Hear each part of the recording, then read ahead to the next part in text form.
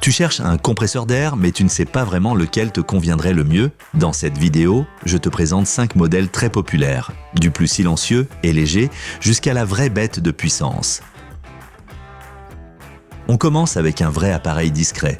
Le Stanley DST-100, avec son fonctionnement ultra silencieux, arrive en 5e position de notre classement. Si tu veux bricoler sans être dérangé par un compresseur bruyant, ce modèle est ça fait pour toi. Il est parfait pour un petit atelier de loisirs ou une cave, maniable, compacte et agréablement calme. Ce qui le rend si spécial, c'est son niveau sonore, à peine 59 décibels, à peu près comme une conversation normale. Il fonctionne sans huile, donc il nécessite peu d'entretien.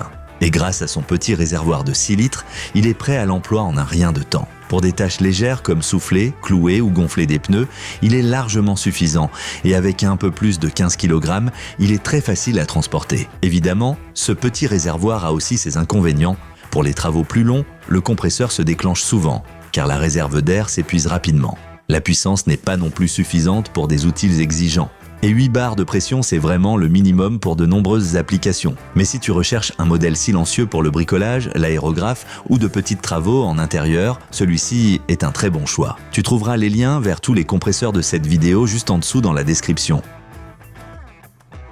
En 4e position, on retrouve le compact Metabo. Aussi maniable que le Stanley juste avant, il offre toutefois un débit d'aspiration nettement supérieur, ce qui veut dire qu'il recharge plus vite l'air et c'est bien plus agréable à l'usage. Avec 160 litres par minute à 8 bars, il est clairement plus costaud, même si le débit effectif de 55 litres reste modeste. Il est simple à utiliser, possède une protection contre les surcharges, une vidange de réservoir et un régulateur de pression. Et tout ça dans un format très portable. Moins de 9 kg, c'est vraiment léger. Mais là aussi, le réservoir de 6 litres limite clairement le temps de fonctionnement. Pour des tâches longues ou des outils puissants, ce ne sera pas suffisant. Le bruit aussi est plus présent. Avec 82 décibels, c'est bien plus élevé que le Stanley, donc à éviter si tu es sensible au bruit. Ce compresseur est parfait pour ceux qui veulent un peu plus de puissance que le Stanley, tout en restant mobile et pratique. Et si tu as regardé jusque-là, clique sur « J'aime » et abonne-toi, tu ne manqueras aucun test à venir.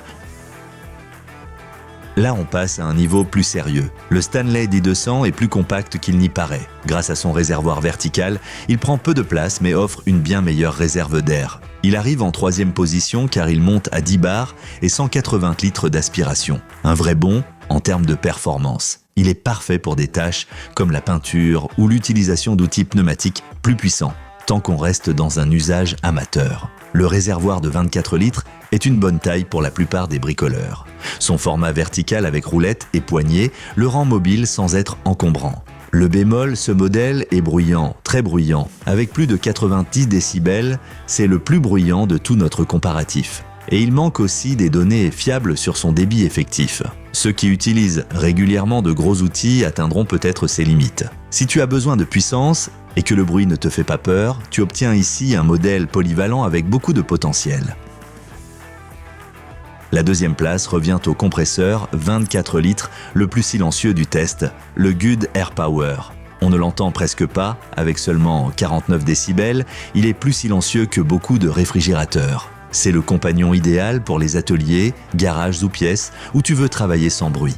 Malgré son calme, il affiche de bonnes performances. 150 litres d'aspiration, 55 litres effectifs à 7 bars et tout cela sans huile. Le réservoir de 24 litres offre une réserve suffisante pour de nombreux travaux sans devoir recharger tout le temps. De plus, il est robuste, mobile, avec 2 cylindres et une poignée de transport. Le seul hic, sa puissance ne suffit pas pour des outils professionnels lourds. Et sa pression est limitée à 8 bars, suffisante pour beaucoup, mais pas pour tout. Si tu privilégies un environnement de travail agréable et un bon compresseur polyvalent, le Good est un excellent choix.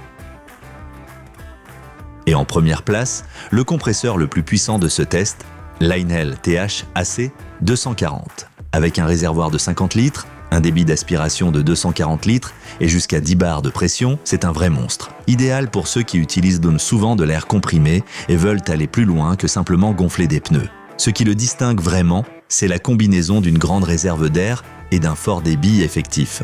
Tu peux y brancher une cartoucheuse, une clé à choc ou d'autres outils exigeants, sans manquer d'air. Sa construction robuste en fait un excellent choix pour un atelier, un garage ou même un petit chantier. Bien sûr, il y a des compromis.